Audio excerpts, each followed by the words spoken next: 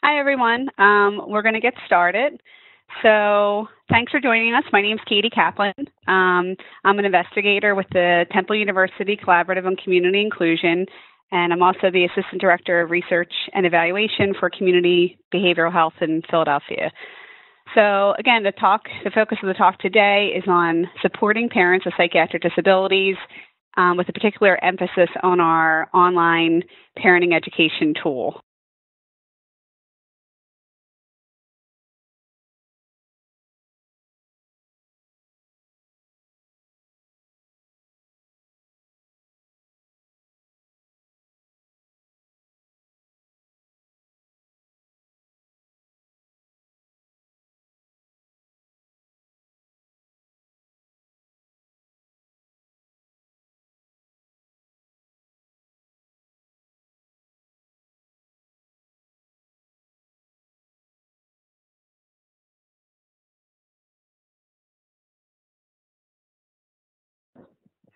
Okay, sorry about that. For some reason, my thing muted me, so I apologize. Anyway, for those of you who don't know, the Temple University Collaborative is funded by the National Institute on Disability, Independent Living, and Rehabilitation Research. We've actually been funded since 2003, so we're currently in our third funding cycle right now. And you can see what the goals of the collaborative are: to target obstacles that prevent people from becoming full members of their communities, to develop supports to enhance integration, and to expand the range of opportunities for people who have psychiatric disabilities so they can participate in their communities as active and equal members. So I think one of the things I like the most about our center is that we often address areas that don't always get a lot of attention, like intimate relationships, parenting, self-directed care. So I think that's one of the things that makes us more unique.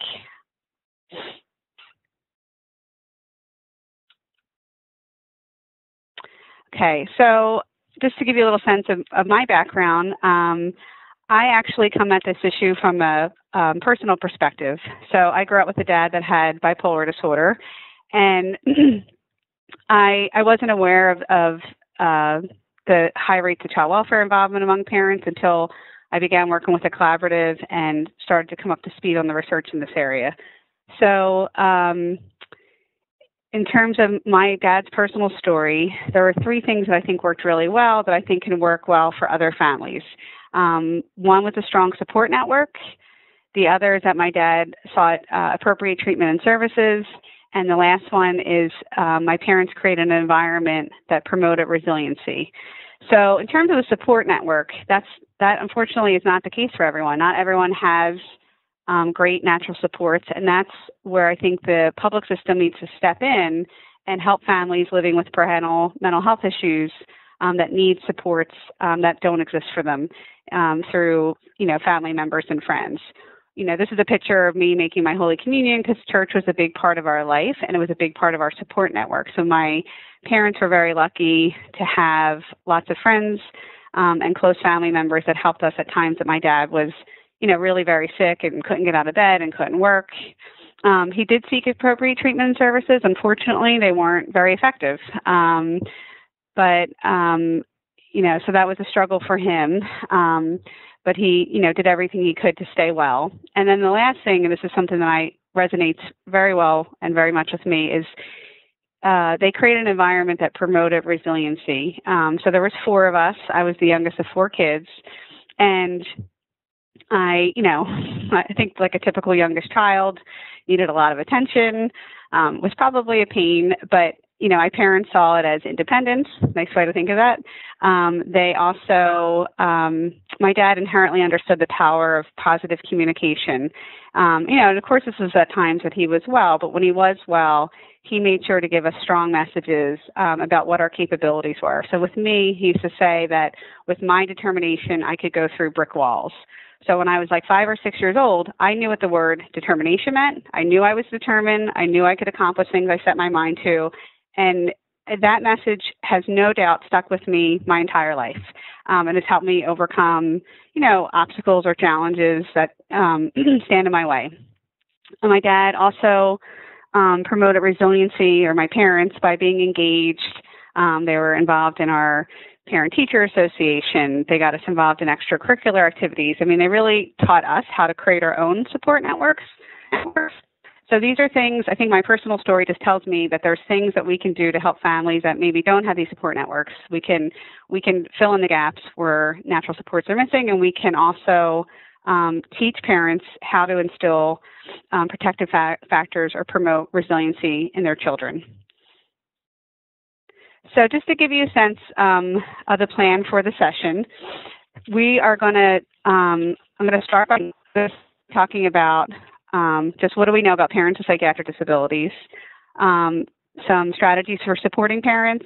I'm going to specifically talk about our internet-based parenting intervention, and then I'll zero in on the online parenting education course, which is now available for free for folks to use, and then how that education course, how this tool can be used to support families that you may work with or your own family. And then we'll end with a Q&A session. When we get to that point of Q&A, you can use the Q&A feature or the chat feature, and the questions will get sent to Jared, our moderator, who will work with me to, I'm going to try and spend at least 15 minutes or so at the end. We had about 200 people register. I'm assuming that the folks that have registered for the webinar probably range in knowledge of this issue from maybe knowing very little, and they could be new to it, to people who are experts. And my colleagues, I saw some names of some familiar folks I haven't worked with in a while, but are very knowledgeable and taught me a lot. So this presentation will kind of cover a broad range. So the first thing is, what do we know about parents with psychiatric disabilities? Well, we know that having a mental illness does not mean you're less likely to become a parent. In fact, rates of parenting is very similar for individuals with a psychiatric disability as compared to the general population. We know that parents are more likely to be living in the community and raising their children as a result of things like deinstitutionalization, as a result of things like the Olmstead Supreme Court decision and the President's New Freedom Commission that mandates that mental health recovery and community inclusion should be a priority of the mental health system, that it's a right to live in the community, to be a parent, to raise your children. We also know that, unfortunately, parents with mental health issues are more likely to have child welfare involvement or lose custody, and I'll talk about some specific data in a little bit. And this last one is something that's really important. We also know, although it's not always recognized, that parenting can be a motivating factor in recovery. It can be a source of meaning and connection and stability. And unfortunately, this is sometimes missed. There's parents that have written articles about, that parenting could have been used as in the recovery process. It was a missed opportunity that providers, just didn't see. And so it wasn't utilized. We know that stigma and discrimination persist. When it comes to the topic of parenting, you have to look at the recent history, because it really wasn't that long ago that the United States involuntarily sterilized thousands of people. So Buck v. Bell Supreme Court decision it set the precedent that resulted in over 65,000 people being forcibly sterilized. And I think this is worthy of reading. So in the ruling, Justice Oliver Wendell Holmes said, "It is better for all the world if, instead of waiting to execute degenerate offspring for a crime or let them starve for their imbecility, society can prevent those who are manifestly unfit from continuing their kind. The principle that sustains compulsory vaccination is broad enough to cover cutting the fallopian tubes." And then he goes on to say, and he's referring to Carrie Buck's family, that 3 generations of imbeciles are enough. So it's this very negative and horrible history that, may seem like a long time ago, but really we're not that far removed. And in fact, not only has this case yet to be overturned, but it's actually been used as recently as 2001 by a federal appeals court. So I think that's an important history to keep in mind. Parenting is rarely addressed by mental health providers, though I have to say that this is definitely changing for the better. There's a growing recognition of the need to recognize people in the mental health service system might be parents. They might need to be linked to additional services or supports. So I think we're making progress. Discrimination and negative beliefs persist about mental illness. And like I said, with a history of involuntary sterilization and just in general how we treated people with disabilities in the United States not that long ago, it's not surprising that we still limit rights. So there are 35 states that list a mental illness as grounds for termination of parental rights. And under the Adoption and Safe Family Act, some states actually list a mental illness as grounds to not provide reasonable efforts to reunify a family, and in fact list individuals with mental illnesses alongside those parents who've committed murder, torture, chronic abuse, and so on. So again, this is something that we need to continue to fight for civil rights of parents with mental health issues. So I mentioned earlier some research around custody loss. So this is a study that the collaborative did back in 2006. We looked at 5,800 women on Medicaid in Philadelphia, and we linked them to child welfare data. And what we found is that mothers with a serious mental illness were about 3 to 4 times more likely to have child welfare involvement or actually lose custody of their children. And this is a conservative estimate, and it's still extremely alarming. So the findings from this study, this was conducted in our first funding cycle. We've used these findings to drive a lot of the work and resource development since this study has been conducted. Right now, we are in the midst of a study, a national study identifying prevalence of child protective service involvement and parental resiliency factors among parents with psychiatric disabilities. So again, we found the rates of parenting between those who self-reported having a serious mental illness and those who did not to be very similar. It was 67% of those with an SMI reported being parents compared to 70% of those without an SMI. However, rates of child protective service contact was dramatically different between the groups, with 23% of those with an SMI saying they had child welfare contact compared to only 5% of those without an SMI. And then the change in living arrangement, which, can oftentimes result in termination of parental rights, was also very different. So 65% of those with an SMI reported a change in living arrangement compared to 23% without an SMI.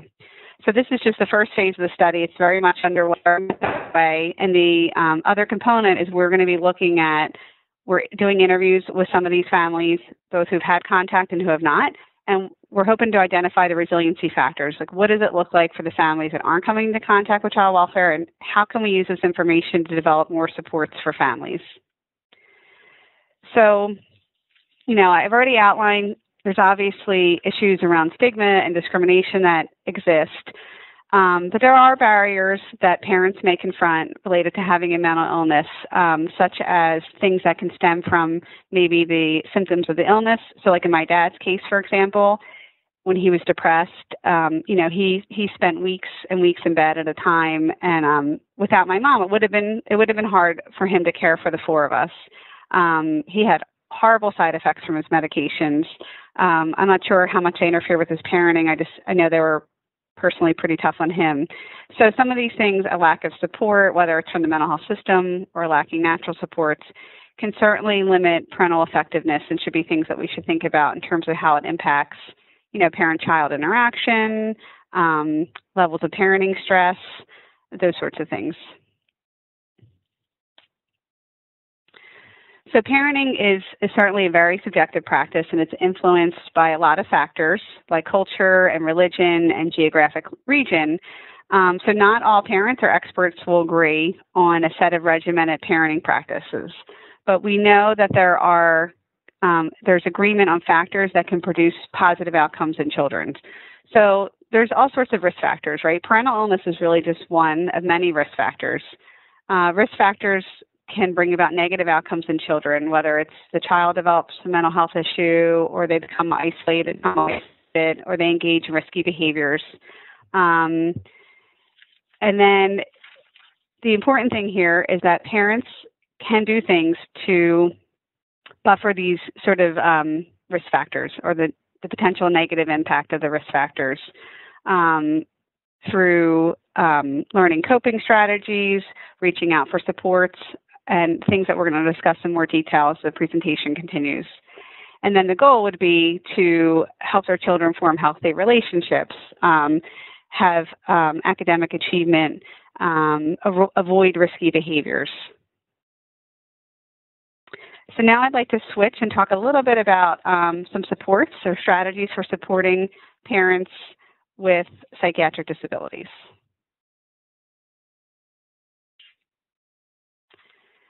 So there's two things to think about. There's helping parents overcome barriers to getting supports, and then there's actually targeting those factors that I just kind of discussed.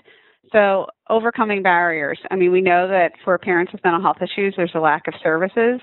So somebody might be engaged in mental health treatment, but that doesn't mean they necessarily are getting supports as their role as a parent. There's some great programs. There's some wonderful stuff happening up at Employment Options in Massachusetts. Mental Health Association in New York State has done great stuff. Mental Health Association of Passaic County. There's particular areas in the country where there's a lot of awareness, there's a lot of effort that goes into creating programs and services for families, but they don't exist everywhere. And other issues around, maybe the meeting time doesn't work for a parent because it's during the day. Maybe somebody doesn't feel comfortable going because of the stigma that they feel of having a mental health issue. Childcare is always a huge deal once you become a parent. Who's going to watch your kids? Can you bring them with you? Transportation and fatigue are also other issues. So we want to think about how do we overcome these barriers, and then what are we trying to target? Can we increase the supports? Do we have strategies to reduce the parental stress? And one of the mechanisms for trying to accomplish some of these things could be the internet. So it certainly is a vehicle for overcoming participation barriers. Now, of course, I recognize there is still a digital divide. I think it continues to decrease, but not everybody has access. This parenting study is actually our third internet-based study. We have had participants with serious mental illness that engage through the library, through a group home or facility. So there are ways of accessing the internet, even for folks that don't have it. But for a lot of people that do have access, it could overcome some of the barriers. Parents, I don't do anything until after like 8:30 at night because that's when my kids are in bed and I finally get time to myself. So for some parents, having that flexibility of being able to log into a website at 10 o'clock at night when they're awake and they have time could work. There's all different facilitation options that you could use or platforms that you can create. People can be anonymous. And there is also literature to show that internet interventions can be effective. So this is just a little bit of the information around effectiveness of internet interventions. So there's evidence that therapies with a support component are more effective. We know that some of these interventions have empowered individuals to take an active role in their treatment. I know we did a study on women with breast cancer, and some of the communications were, this is something I used in my treatment. You should go and talk to your doctor about it. And so they were empowering their peers in the listserv to go back to their provider and ask more questions, raise issues that's concerning, and get more actively involved in their own treatment. We know that anonymity can be preferred among individuals that may have health conditions that are often can be stigmatizing. So there's other health issues beyond mental health issues where the internet has been popular as well. And we also know that sometimes participation might continue beyond the scope of a study. So, for example, our breast cancer study, again, it was a pretty small group of women, but they were so concerned about what would happen when the study ended. How would they continue the study?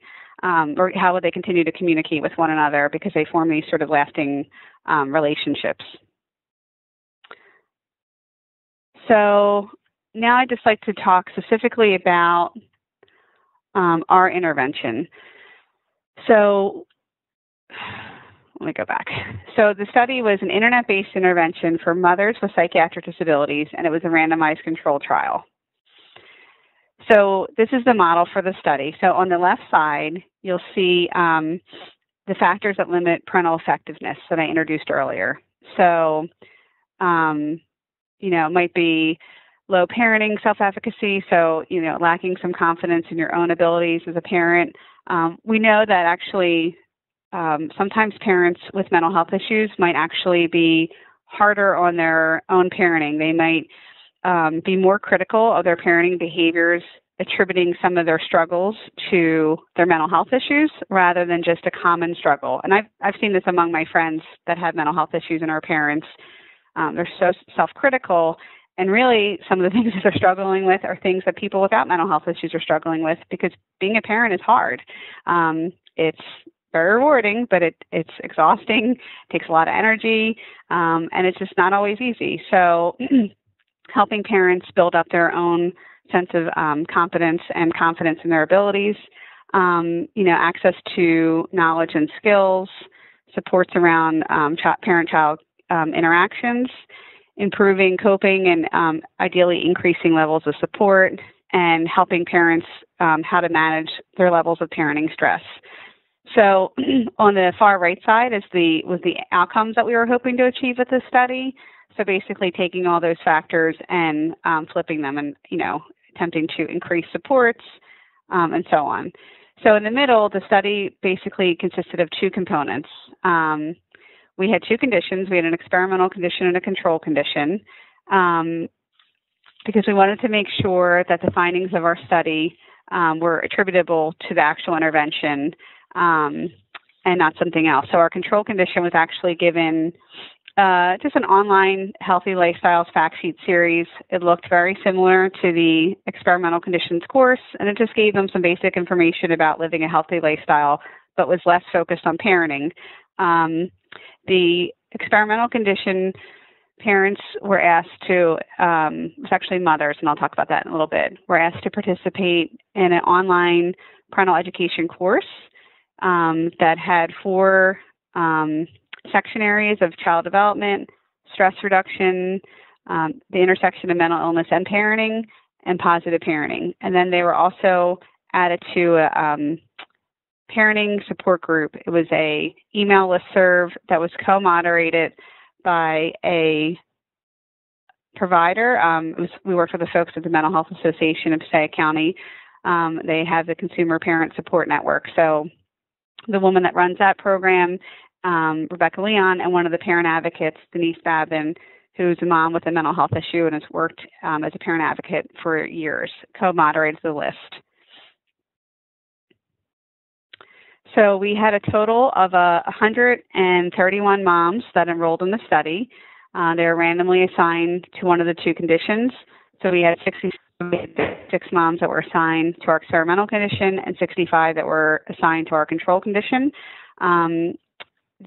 The assessments took place at baseline when they first enrolled in the study, at 3 months later, 12 months, and 18 months. So to be enrolled in the study, we had moms that were over the age of 18 with a serious mental illness. So we confirmed with a provider whether or not they had major depression, bipolar disorder, or schizophrenia spectrum disorder. And one of the reasons we actually did this confirmation process was if we were going to enroll a group of women to an online support group, we wanted to make sure they were really moms with mental health issues and not just some creepy person on the internet. So ethically, we felt it was a national study. The only way to kind of really confirm that these were legitimate people was to do that, and also get a better sense of the population that we were studying. They had to have primary or shared custody and be serving as a caretaker for at least one child under the age of 18. One of the reasons we did this was because we wanted to make sure that moms had an opportunity to practice some of the new skills or strategies with their children. At the end, I'll talk a little bit about non-custodial parents, and because I recognize that parents that are caught up in child welfare that may have limited visitation to their children have a huge need for supports and resources on how to improve things so they can reunify. So, but for the purposes of the study, it was folks that had custody. You had to have access to the internet, but it could be from wherever, the library. I'm pretty sure that we had moms participate using smartphones, the continental U.S., and you had to be fluent in English because the support group was in English. So what we were hoping was that mothers in the experimental condition were going to have gains in parenting efficacy, so that sense of confidence in their own parenting abilities, that they would have gains or improvements on their parenting skills, their coping skills, and feel an increase in social support, largely through the listserv, and that they'd also would experience lower levels of parenting-related stress. And this was all in comparison to the moms in the control condition.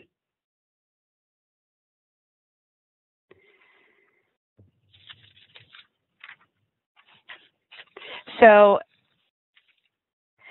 the intervention was designed using techniques that were adapted from cognitive behavioral therapy.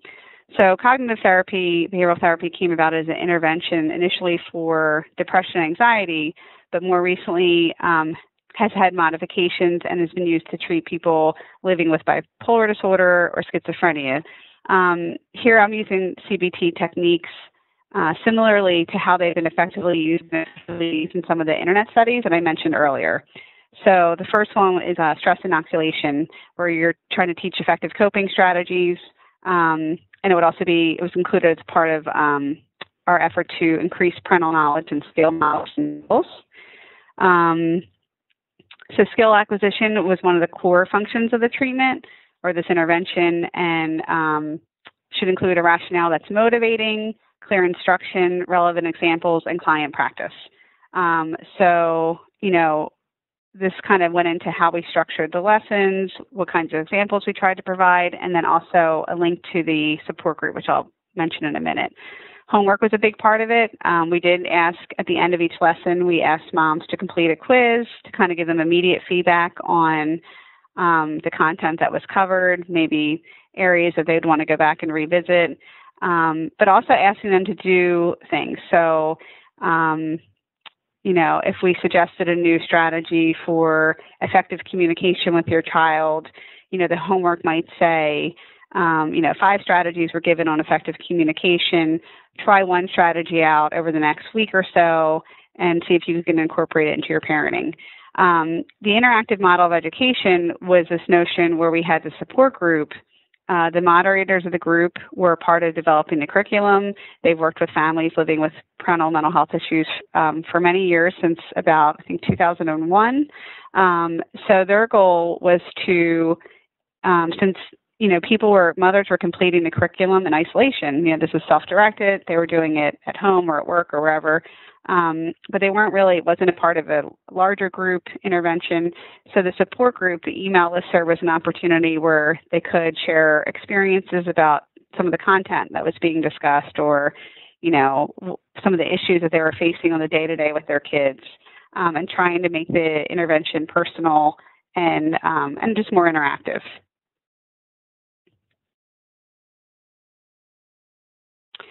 So this is the overview of the education sessions that are on the online parenting course. So just to give you a little background about how we developed it, and I think this is really important. So when we were first looking to do this project or create an online resource, the folks, Rebecca Leon from her shop said, when they started their program, which was a part of the Invisible Children's Project of the Mental Health Association, she said, we didn't want to make assumptions about what we thought parents needed and wanted. We asked parents, what do you need? What would be helpful? What's of interest to you? And then we use that to create our program. So we did a similar thing. We put out a survey. We had about 220 respondents from all over the country, and we asked them very specific questions about what kind of information, if we were going to create an education course, if we were going to what ages do they want? What topic areas do they want us to cover? Unfortunately, only 20 of the respondents were dads. I clearly have a personal connection to fathers, having, since that's my connection, having a dad with a mental health issue.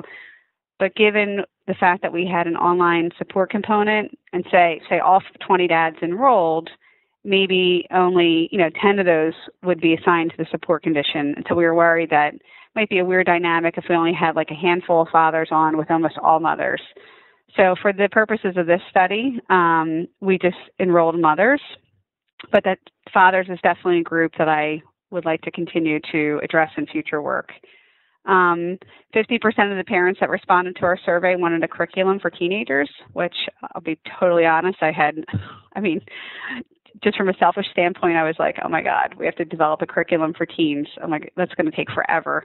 There's so many issues when you become a teen, from, sexuality and drinking and getting a job and smoking and all these sorts of issues that confront parents of teenagers. But if we were going to be true to what we said and develop a curriculum that parents said they needed and wanted, we should do it to age 18, and that's what we did. And it did take longer. And then we asked, how long should the course be? What kind of platform would you like to see for support? Should it be not moderated? Should not be moderated? So we used feedback from the survey in combination with the latest research and all these sort of issues. And we also developed the lessons in partnership with persons in recovery, who are also parents, researchers, and providers. Most of the lessons actually on the curriculum were drafted by my colleague, Lauren Kundra, who wears many hats. She's a social worker, she's a certified peer specialist, and she's a mom. So she kind of came out to these issues from, personal perspective, as well as, knowing the literature and the research. And like I said, our peer support listserv was co-moderated by a social worker and also a parent advocate. So the study findings. Let me go back one second. I'm sorry. So just real quickly, and I'll talk about this in a little bit when we zero in on the tool. So we did have some of the education sessions are general parenting, like child development, that I think in reality, a lot of the moms in the study didn't really need. They could access child development information from other sources. And in fact, it was a really hard thing to include, because how do you condense, child development could be its own thing all by itself. So our goal is to provide everything at their, as best as possible. But I think the areas that resonated best, and I'll talk a little bit about it more later, is the specific intersection of mental health and parenting. So we had a stress reduction section that got at, what are the parenting techniques you can do that will reduce your stress? And then how taking care of your own emotional and physical health is part of being a good parent, and how it's really important, even though it might be very difficult to make time for yourself or to figure out how to do that. The mental illness and parenting is much more about the, how do you talk to your child about your illness? What if you have to get hospitalized? How do you talk to your supporters about what you need? How do you take care of your own mental health, your, warning signs, things like that. And then the last one is positive parenting. And this is, again, for me, it's where I personally connect to, because it's what my parents did very well, and I have no doubt, made a difference in the lives of my siblings and I. So, parent-child communication, the importance of communicating with your kids and communicating positive messages, the importance of creating structure and boundaries, and the importance of being engaged and helping them sort of create their own networks. So our findings from the study is that we did find that the intervention decreased levels of parenting stress. We had modest gains in parenting efficacy, but they weren't statistically significant. So, we have more work to do to figure out how to better improve parenting skills, coping, parenting efficacy, and support. We also know that the satisfaction and participation in the online support group were very mixed. So, some of our lack of effect might also be attributed to how the support component was utilized. In fact, 20% of the moms that were assigned to the support group never participated. They didn't read any of the emails. They didn't send any emails. We did have a couple people who had some technical issues, but usually we were able to troubleshoot those and help people learn how to use it. A lot of people are familiar with email, so most folks didn't have a hard time getting on. I think one of the things is we need to create a variety of support options out there, a variety of tools, and then people find what fits them the best. And I think for some people, this may just not have been a personal fit. It was interesting, 45 of the 52 mothers who responded to our question said that they would recommend support groups like this be developed for parents with mental health issues. So it's almost all of them were saying, we think a group like this should be available. So I think, again, it might just be maybe it wasn't personally a fit for them, but they recognize other mothers who were benefiting. We had a measure called parenting knowledge, and this was to give us input on the content of the lessons. So we asked moms to report on how much each of the topics that were covered in the course enhanced their parenting knowledge. And the biggest gains of enhanced knowledge were primarily the sections that cover the intersection of parenting and mental health. And it makes sense, right? This is the section where it's filling a needed gap. Parents might be able to go online or go to a bookstore and get information about child development, but it's not as easy to find information about, well, how do you help your child cope with the symptoms of your mental illness, or if you get hospitalized, how do you talk to them about your mental health issue? I mean, that was definitely an issue in my own family. It was the 80s. People didn't openly talk about mental health issues as much. I don't think my parents knew how to talk to us about my dad's mental health issues. And I think for my older siblings, there was times that it was hard that maybe they felt like, do they need to do something differently? So that knowing how to talk to a child, because it's not an easy conversation, is an important tool. So these are the things that resonated. And also the parenting techniques to reduce stress was very highly rated. I think it was like 68% of moms. So that enhanced their knowledge. So it makes sense that we saw large gains on where we reduce levels of parental stress. But how mental illness impacts their child and their family, the important messages you should convey to your child when talking to them about your mental health issue, how you can help your child cope with his or her feelings about the parent's mental health issue. When is it appropriate to seek counseling for a child or family therapy? When is it something bigger where you might want to reach out for more supports?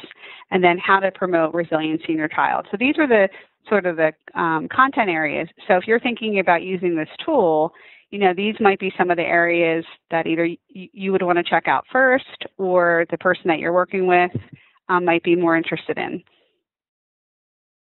So in terms of the study implications, we, this tool was able to overcome some of the barriers to accessing services and supports because it was available nationally. People could access it from their home or at work or at the library. Like I said, there's not a lot of programs that exist, and a lot of the ones that exist are usually locally based. It expands the reach of services for parents, and it can be utilized across a variety of systems. So, families affected by parental mental health issues come into contact with numerous systems beyond mental health. So they might come into contact with child welfare, the courts, the education system. So, our goal is to further connect with these systems and make them aware of how they can support parents. This intervention also is a proactive approach to supporting parents. So rather than waiting for parents to struggle or to have issues or maybe get caught up in child welfare, we should be reaching out and trying to develop supports to help them parent well and without incident. And lastly, it's low provider burden. I know a lot of service providers may have large caseloads, or they may feel overwhelmed, and the last thing they want to deal with is someone's kid. They might be focused on like employment issues or housing. So this is a chance to give folks a resource that doesn't require too much of them because it's self-directed. So in terms of next steps, this is the first step. We have all sorts of ideas about how we could improve the tool. I think the one thing I would love to see happen is to create a screening tool so that as parents go to use it, they can answer a very brief questionnaire that would say, these are the sections that you should check out first. These are probably of greatest interest to you based on your needs. Online support, it would be great to have it as an optional. Not everyone is interested in online support. It might not work for everybody. We'd like to see it expanded to include other populations. I mentioned fathers as one population. I mentioned individuals that are non-custodial parents and are working towards reunification. individuals that have co-occurring substance abuse issues. So, there's additional information, some of which we already have kind of pulled together that I would love to add on to this course. So it has, can meet more needs of parents that are out there. And of course, we need to do more research. I mean, this is the first study, but I think it's given us a lot of information about how to move forward. So now I want to shift to the actual tool. So this is the homepage, and if you haven't done so already, it's free to sign up. You just go to tucollaborative.org/parenting-online-education. So if you go to that website, and if you just go to our website, the TU Collaborative, you can find it. You just go there, you click on the link to the registration page. It just asks for some very basic information: name, email, address, how you identify yourself and why you're interested in accessing this resource. And then you can use it whenever you want. So on the homepage, you can see we have across the very top gives you information about the team that developed it, how to get technical support. It's where you would log out. The main navigation bar, there's a video section. I didn't mention this earlier, but so for the first 3 months of the study, we asked moms to complete weekly lessons that you can access by age group, where it says ages 0 to 3, ages 4 to 9, 10 to 13, and 14 to 18 on the right side. So there was weekly lessons for 12 weeks, but it's self-directed, so parents can navigate at their own pace. And then after they completed those lessons, we had a series of videos where we interviewed experts in a lot of the areas that were covered in the course and reinforced the content that was covered through the lessons. I used to be a teacher, and I recognize that people learn differently. And some people may love to read stuff, other people might like to watch an interview. So just trying to tap into different strategies for how folks learn and take in information. There's also, the listserv is obviously not functional right now because the support group's not going, but the resources has all sorts of websites, it has books and other resources that would be helpful to parents with mental health issues. So this is a screenshot of the section for moms that had children ages 10 to 13. So you can see, if you look down, you can see all the courses and the lessons. You can also see there's a little speaker icon, and that's where you can download an MP3 file. So we wanted to make this accessible for maybe moms who had learning disabilities, and if they had dyslexia and reading was a struggle, they could listen. People that just prefer to listen, or moms with visual impairments. And each lesson has a quiz, so you would click on the quiz to complete the quiz at the end of every lesson. You see there's a weekly progress toolbar to help folks see how are they progressing through it. And moms were asked to complete lessons based on the child, if they had more than one kid that they felt they most needed the information for, but they're, of course, welcome to access all of the information that's relevant in their life. So these are just some screenshots of the various sections. Like I said, child development was a really difficult one to create because of the vast amount of information. And I think it was probably the one where moms needed the least, because I think they were accessing this information from other sources. So we tried to cover sort of the key issues in child development. Stress reduction was, again, about it was three focus areas. What are the parenting techniques you can employ that will make life predictable for your children and over time reduce your stress? So the bedtime routines is the big one. In my own personal life, this is huge. It was a kind of a pain to get in practice, but it's my son knows, it's time to go potty, it's time to wash our hands and brush our teeth. We read stories, we go to bed, and we do the same thing every night. And it's predictable, so I don't have to fight with him once I get over the hump of getting him upstairs. So things like that. What are the strategies that you can employ that will make your day-to-day much more bearable? And then how do you take care of your own emotional health? How do you take care of your physical health? Parents always have a hard time making time for these things, but these are crucial to being a good parent and to being able to be emotionally and physically available for your child.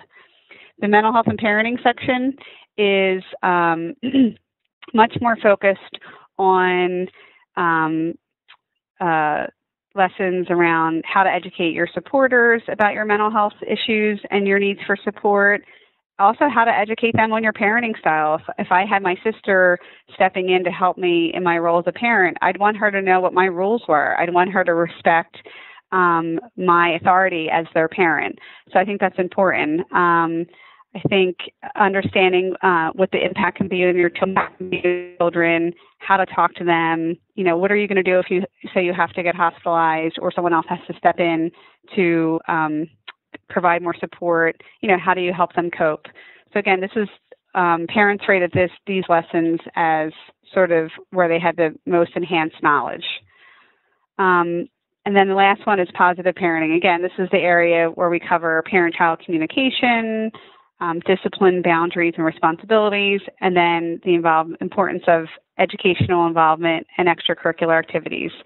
These are the lessons that are focused on how do you put the protective factors in place to potentially buffer any negative effects that your mental health issue or other issues could impact your children. And these are concrete tools. These are things that we can teach parents. These are things I try to use in my parenting with my children. So there's a lot that parents can do to ensure positive outcomes for their kids. So how can you use this intervention to support families?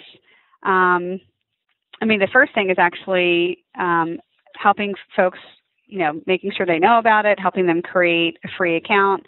An email address is required, so you might have to help them create an email account if they don't have one. But it might also be, parents could work independently, but they might also want to work with support from a staff person. They might want help to, just maybe review sort of what they're going to work on. Parents might also, beyond this, might need connection to other local resources.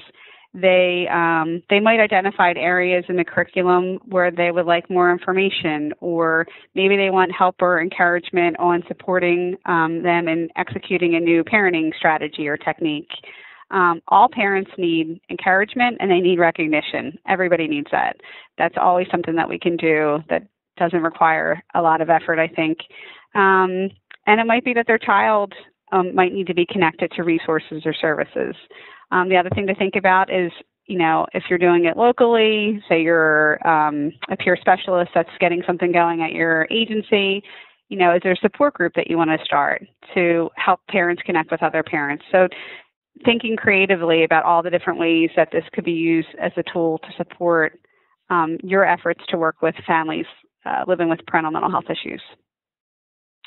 So I just want to say before I open it up for questions and answers that, this is one tool, one resource that we're very excited about. It's got a huge reach.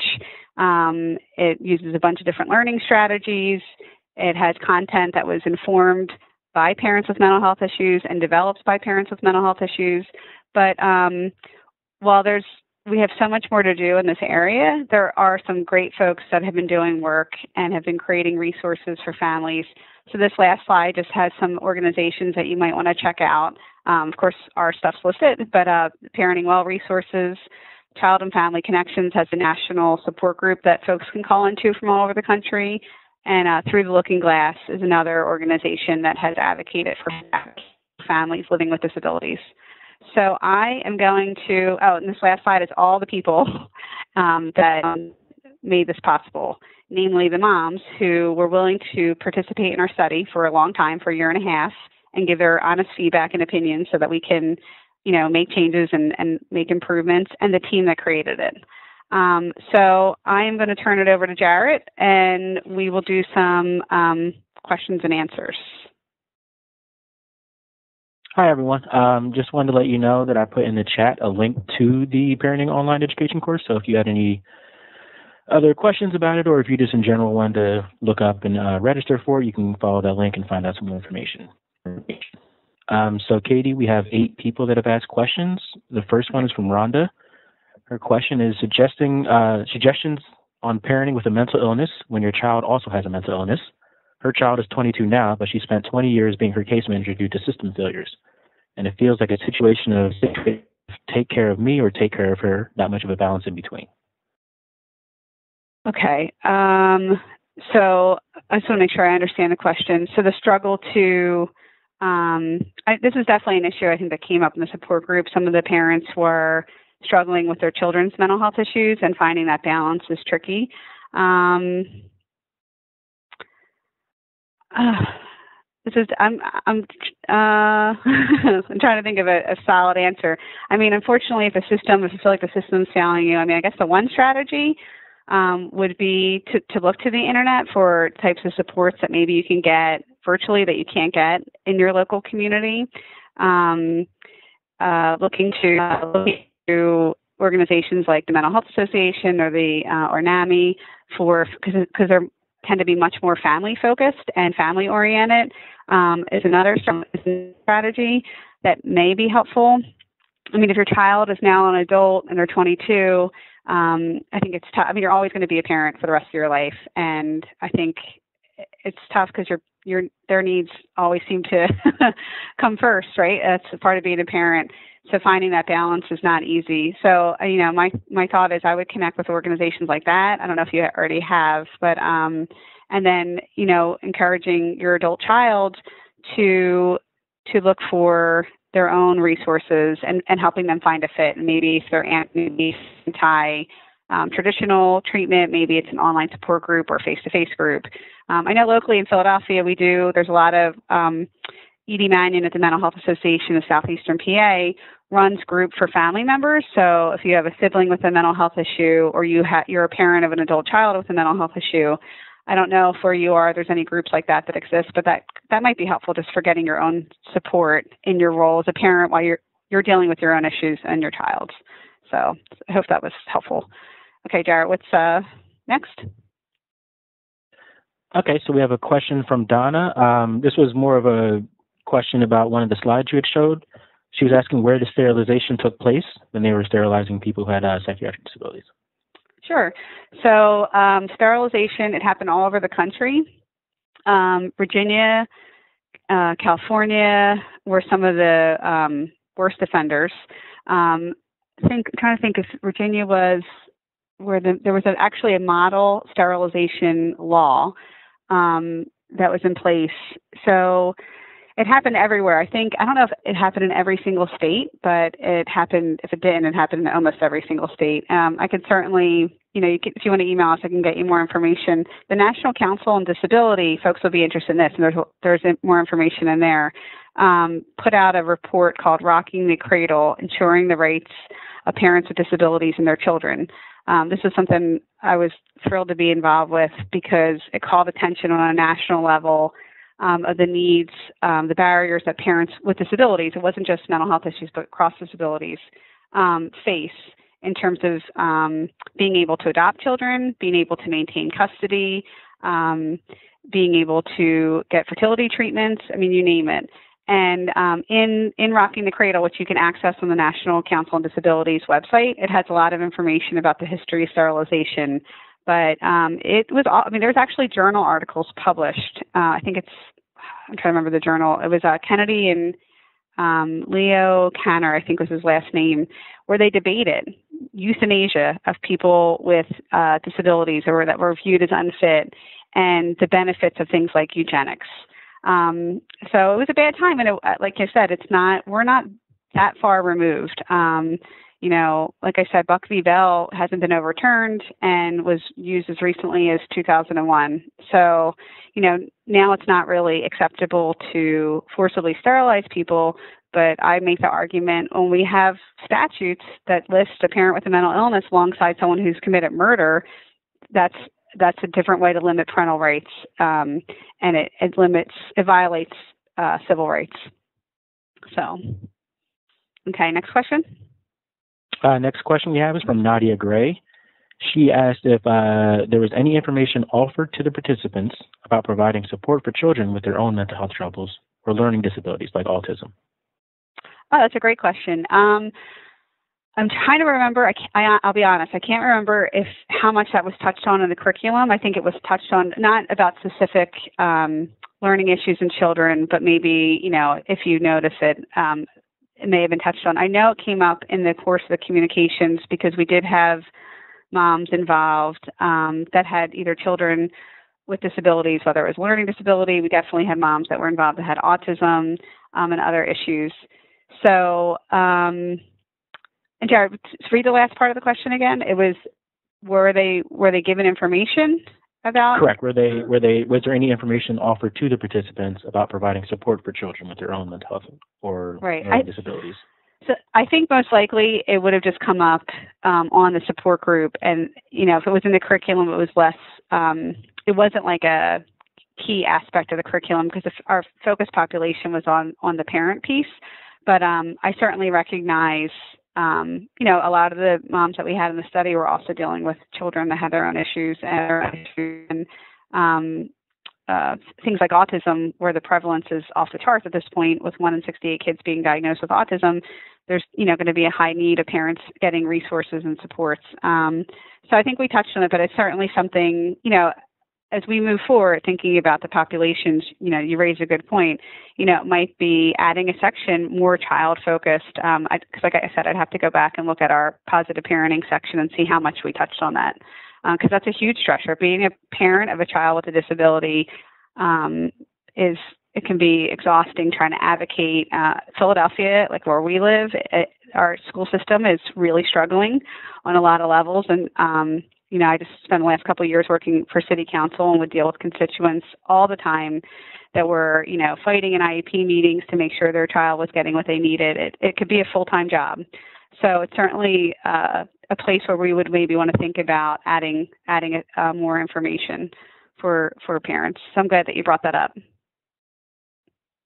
Okay, next one. Okay, we have another one from Diana. Again, she asked, what did your dad have? In her case, she had to calm down her mom. That was her job, and from a very young age. So it felt like to her she was the parent. So my dad had bipolar disorder, and I think, again, so my dad died when I was 9, so I don't remember. The impact on me was different than it was on my siblings, who were 14, 15, and 17 when he passed away, so they were older. But he suffered like very debilitating depression, like couldn't get out of bed. I remember seeing him in his bathrobe a lot, which as a little kid, I didn't really, I didn't totally understand it. And then when I got older, I was like, oh, I guess the bathrobe was when he was depressed. He often couldn't work. He tried to get disability. It was like a completely humiliating process to get approved for disability. And then he took medications, but they weren't very effective. I mean, I remember sitting down at the table for lunch, and he bit into a sandwich and his tooth fell out. So the side effects were brutal. So I think we were lucky in terms of, because this notion of parentification, when children are put in the position of taking on a carer role, it happens. I think we were lucky because my mom was able to care for my dad and raise us. And like I said, we had supports. My dad's sister and my uncle were very supportive of our family. So we were lucky. Not every family has that. The curriculum does cover some information about, being aware that your child's not taking on too much. I think my oldest sister probably took on, some responsibilities at a young age. She was also extremely close to my dad. They had like a really great relationship. So I don't think she would have done things differently. But, just being careful of not expecting too much, because that can really have, detrimental effects on children. And a lot of the international researchers, like the folks in Australia and Canada and the UK, look very much at the carer role, the children that take on these carer roles, and how we can sort of help parents avoid doing that, or, and help children kind of have not have to take on that role. So why don't we do one more question, Jarrett, and then we should probably stop there, since I'm seeing it's like 2:00 now. Yeah. So we have one more question. This is from Mike from London, Ontario. He asked, is there any attempt to do something similar with immigrants or refugee parents? If yes, please provide references. If not, he would like to be involved in some way or updated on eventual trials or projects. That's a good question. That's not an area that I know very well. I know that through the Looking Glass, Ella Callow, who is their legal director, is very interested in. She's actually partially of Native American descent and is very interested in and Native Americans, because in the U.S. we have different laws around Native Americans and child welfare. I know actually in Canada I went to a presentation where rates of removal from child welfare can be very high. So that might be a good person to reach out to see what they're doing. I actually because I don't know that area that well. I don't know the literature. But right, you raise a big issue. I mean, refugee families, which we'll be seeing more of, and immigrants. I mean, they're dealing with so many other issues. So this could be, especially in the U.S., where our healthcare system has still yet to be very inclusive, even with the Affordable Care Act. So my recommendation would really be to check out Through the Looking Glass and maybe try and connect with Ella Callow, because I think she's someone that has more expertise in marginalized populations and might be interested in discussing this further. So, all right. I guess why don't we do one more, Jarrett, and then it looks like there's still a good number of people on the call, so folks are still on. There's one more question before we stop. We have a question from Robert. He says that the Texas model seems to view child mental health as a negative outcome of parental mental health, but was wondering about a more bi-directional relationship, such as child mental health also impacting parental mental health, and wondering how this program may handle that. I don't know if our program handles it. I mean, I agree. Children can have mental health issues regardless of whether or not the parent has a mental health issue. They can be, kids can certainly be at risk if there's a genetic factor. But, and like I said, in my recent position working in counsel, I often dealt with families that had children with disabilities, and the strain that I put on the parents, worrying about your child, advocating, making sure they're getting the right services and supports, that you have the money to pay for the services and supports, since, again, healthcare in the U.S. is sometimes a little daunting. I feel like the tool as it stands now is more focused on the adult side. So we probably delve into some of the children's issues a little bit less, but so I think, something that we can think about moving forward, but I